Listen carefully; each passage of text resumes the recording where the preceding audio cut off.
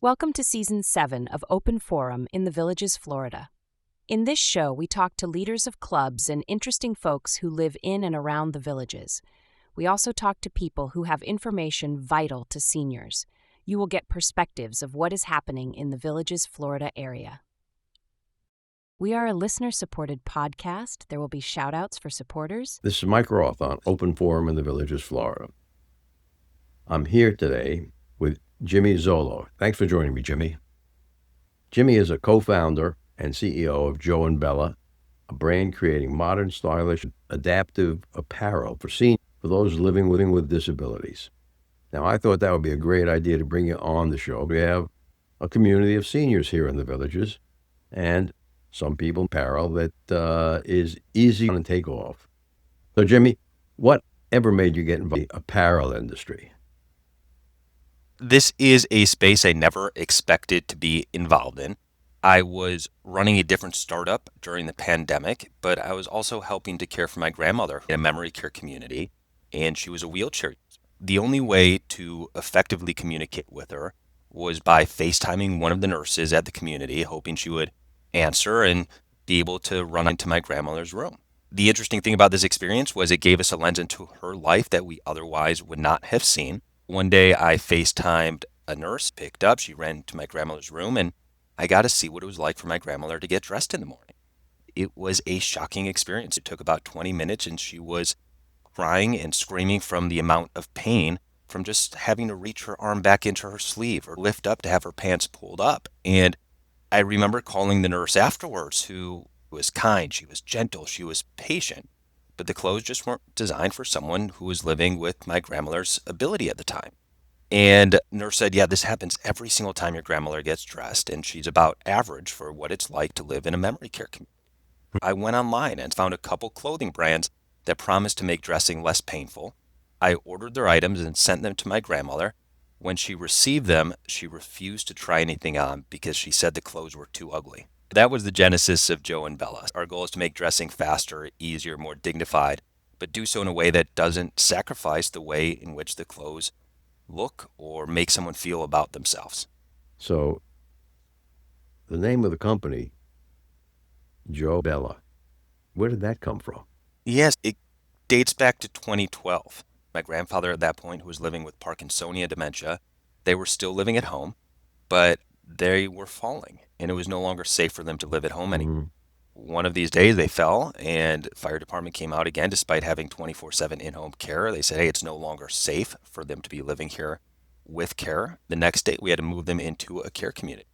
That was Christmas Eve of 20. We spent that day setting up the room, getting internet hooked up, getting the TV set up, making sure things were on the walls, making sure everything was the way it was supposed to be. By the time we finished unpacking, finished the move, it was late at night. We were exhausted. There was a skeleton crew left at the care community. And we finally started getting a tour. As we're getting a tour of the facility, two residents jump in line and slowly start taking over the tour. That was Joe and Bella. They ended up becoming a huge part of our life. They had every single meal with my grandfather until the day he passed. They would come over for Mother's Day, for Father's Day. They were two widowed Holocaust survivors who had met later in life. Despite what they had gone through, had just this unbelievable amount of happiness and joy that they would give to everybody else. And so we named it after them for two reasons. The first was it's a legacy for us to live up to. Every single day I look at my computer, I see their name. And so I know anything less than the best doesn't meet the level of legacy that they left behind. And the second is when we left the memory care community, we left with this tremendous sense of relief that, oh, thank God Joe and Bella are there. Thank God there's some people for my grandmother who was tough to get along with at certain points, and she loved Joe and Bella. So it was just gratefulness that they existed. When people find Joe and Bella now and are closed for the first time, that's what we want to give back. Because so often we get calls or chats or emails to our company saying, hey, I just found out my dad has Parkinson's, or I'm getting rotator cuff surgery or a hip replacement, or my uncle just had a stroke. What should I do? Or I have this specific type of catheter. And so we want people to know there are options out there. You're not alone. Here's something that can make things a little bit easier as you go through whatever journey you're going through. I understand this is not your first startup. You started something called in Chicago. So that was my first startup that I started. Before that, I was at Grubhub in Chicago, the online food ordering app. Collaborata was meant to be a data aggregator for smaller brands to compete with the giants of Facebook, of Amazon, of Google's of the world who have a monopoly on consumer data. We were bringing multiple organizations together to share the cost of research and data, working with the NBA, Reebok, Nike, Disney, and Ford. But our most important client ended up being ARP. And we were running an annual project with them called Hacking Longevity that looked at the future of aging, caregiving, and longevity within the US amongst 4 different generational cohorts.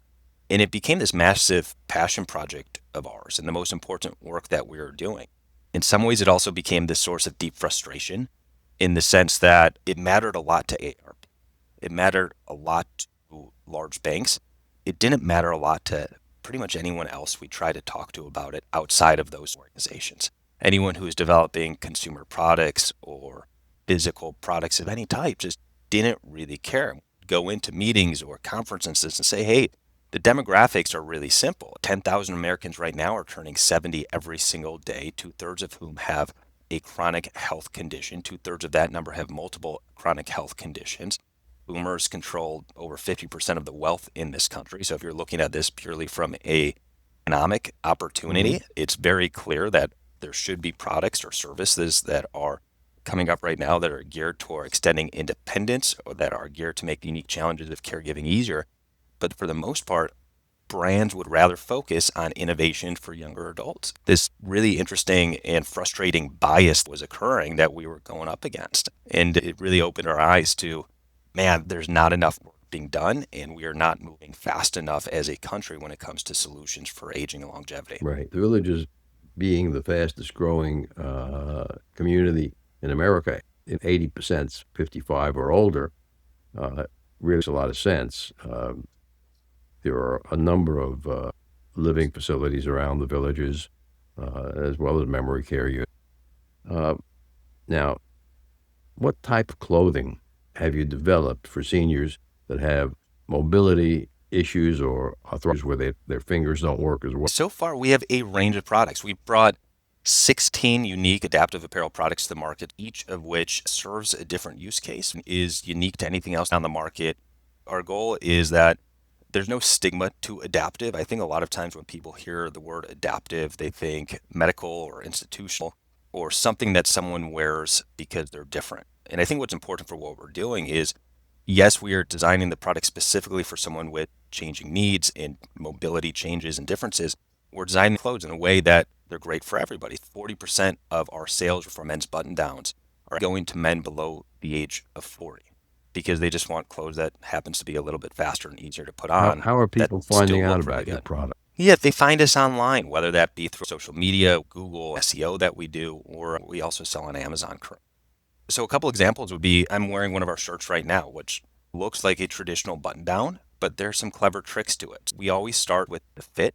We do things that's known as dropping the shoulder, and we also enlarge the armhole. So the process of just reaching back into a sleeve is easier. We then look at the cuff. This cuff is lined with elastic, so it stretches really far relative to a normal cuff. The last and most important thing is, yes, it has buttons, but the buttons are just ornamental. They're just for show. And so behind the buttons, we have magnets that are stitched in here that you won't be able to see on the video, but someone can independently with one hand just snap on into place. And so we use tricks like that, whether it be magnets for buttons or magnets for zippers or hidden zippers in places that are designed to empower folks to either dress independently with one hand or just make that process of dressing with a partner caregiver a little bit easier.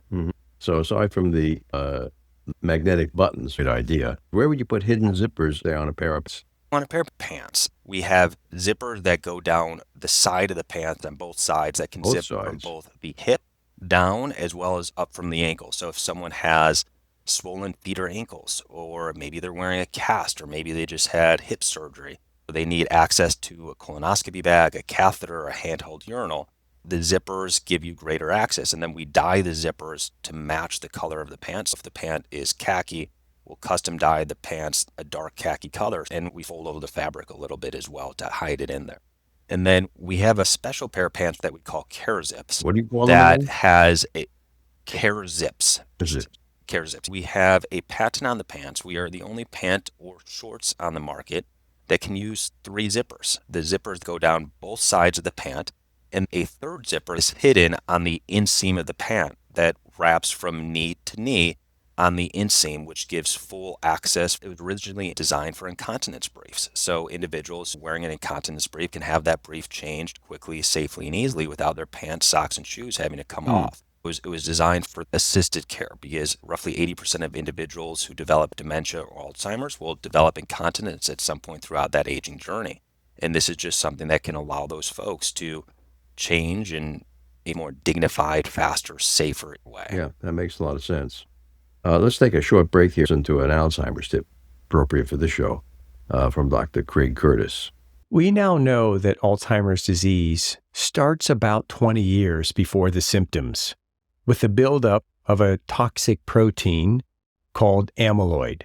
And so scientists have been on a quest to remove amyloid to see how it affects the disease. The medicine that was recently FDA approved to slow down symptoms in people with Alzheimer's disease memory problems works by removing this substance called amyloid out of the brain. And now we're attempting to use those medicines to actually remove amyloid before someone develops symptoms of Alzheimer's disease, such as memory loss and forgetfulness. So that's in that 20-year period before the disease is obvious? That's right. Scientists now call it Alzheimer's pathologic change versus Alzheimer's disease. And we're saving the term Alzheimer's disease for when someone is actually experiencing symptoms due to Alzheimer's disease. With over 20 years of experience studying brain health, Dr. Curtis's goal is to educate the Villages community on how to live a longer, healthier life. To learn more, visit his website, craigcurtismd.com, or call 352-500-5252 to attend a free seminar. Thank you, Dr. Curtis. You mentioned shirts, pants. Are there any other clothing items? We have adaptive socks as well. We have traditional compression socks and gripper socks. For our compression socks, we add grips to the bottom of them so they're not as slippery. So you can walk around without your shoes, without the risk of falling and slipping on wood floors. We've added what we call a grab tab, which is essentially just a tab on the back of the sock to make that process of pulling up your socks a little bit easier. Both our compression and our regular grip socks come in wider sizes than traditional socks. Pants and shirts. What other products are in the line? We have a full range of products from socks to hoodies to other tops. So our compression socks come with silicone grips on the bottom to help prevent falls and slips on the soles of the feet. They also have a grab tab, which is a tab on the back of the sock that's easy to grab on to make pulling up socks a lot easier. We noticed early on that searches on Google and Amazon on a daily basis for easier to put on socks were something like 10,000 searches a day combined. And so we knew it was a big problem. We've got our first solution out there, and we've got a few other ideas in the works. We also have hoodies and men's cardigans and zip-ups that use magnetic closing zippers in the front. It looks like a traditional zipper. You can't tell anything that is different about it. But the latch itself, when it gets close enough, just clicks into place by itself. And then we use a big finger loop so someone can stick one finger in and zip up a hoodie or zip up of any type. And so later this year, we'll probably work to come out with some outerwear using that same adaptive technology. Things like coats. Right. In Chicago. Yeah, it is cold here. We unfortunately do not get the same weather as the Villages. Now, what is the hoodies product that you have? So that is our newest product, our magnetic zipper hoodie that uses this magnetic zipping technology, but it goes a bit further. So we have specialized pockets. So the pockets are extra deep and they're actually angled specific for seating. If someone is seated most of the day or if they're a wheelchair user, they're angled for that body position as opposed to a traditional hoodie. We adjusted the fit for an older body by doing things like dropping the shoulder, enlarging the armhole, having the back of the hoodie fall longer behind it. And we're coming out with winter weights later this year, hopefully by Q4. What'd you call it? Winter weight. It's a mid-weight hoodie. So the fabric. Yeah, it's probably a weight that would be perfect for the Villages. By Q4, once it's cold again in Chicago, we'll have a been heavier unbelievably version cold coming here in the out. Villages for the last few days, Oh, goodness. but no snow. How do you test and validate each new product? It is a long process. We track both quantitative data and do qualitative analysis to start. The first part is, as I mentioned, with the socks, we scrape data from Google and Amazon's Search Console as well as Amazon third-party data providers to see what are folks searching for that they need that might not yet exist. Are they looking for easier shirts or easier pants or access for certain types of medical products? Once we analyze that data and see what products on the market are missing that we think we have an opportunity to win at, we put together a few initial product ideas. We take these product ideas to 3 individual groups that we've put together, our consumer panels. The first group includes older adults who live independently, but perhaps living with some sort of physical disability that makes it harder for them to dress independently, and they could use a little bit of help. So maybe it's an individual who has Parkinson's, or someone who has arthritis, or someone who recently had knee surgery. So we're talking to that group first. Then the second group Would that are group individuals that Jimmy, would that group include people who've had rotator cuff surgery or shoulder replacement? Exactly. I see a lot of Shoulder that here in the replacement, villages. hip replacement. Folks who still are as active as they can possibly be. They want to recover, but that recovery process is hard. Clothing shouldn't be. That second group of people we talk to are individuals who are helping a loved one get dressed at home. Typically a spouse, or in some case, the daughter or the son who is caring for a parent living at home. And maybe that individual doesn't have the physical or cognitive ability to dress independently, and they need the support of a family member to do that safely at home. Sure. The third group we speak to are professional caregivers in a care setting, nurses at care communities, whether it be assisted living, skilled nursing, or memory care. And we will present our initial ideas to these 3 groups of people. They'll say, hey, this is why this will or will not work. We go back to the drawing board a few times, and once we think we have a solution that will work for each one of those individual groups of people, we go and make our prototype. How many prototypes? And we'll make a few.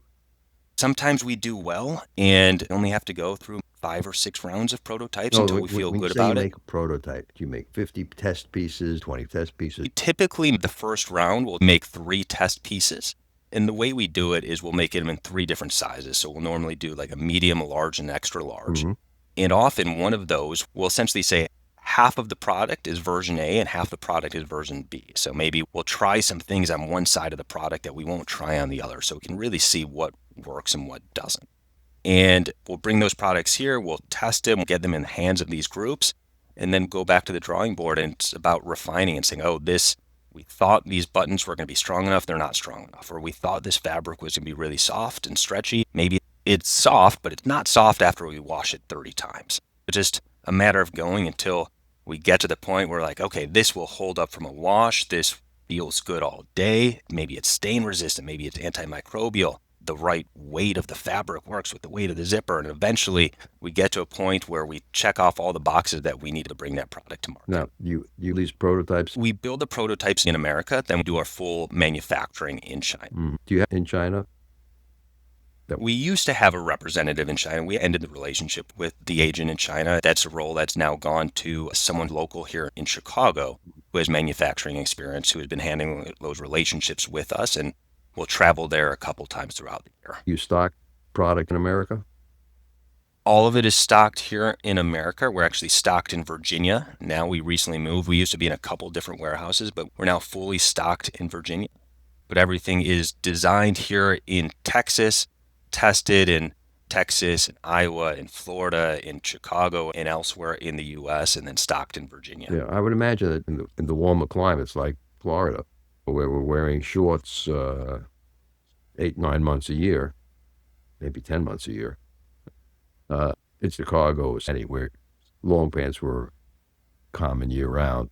What is the best-selling product that you have?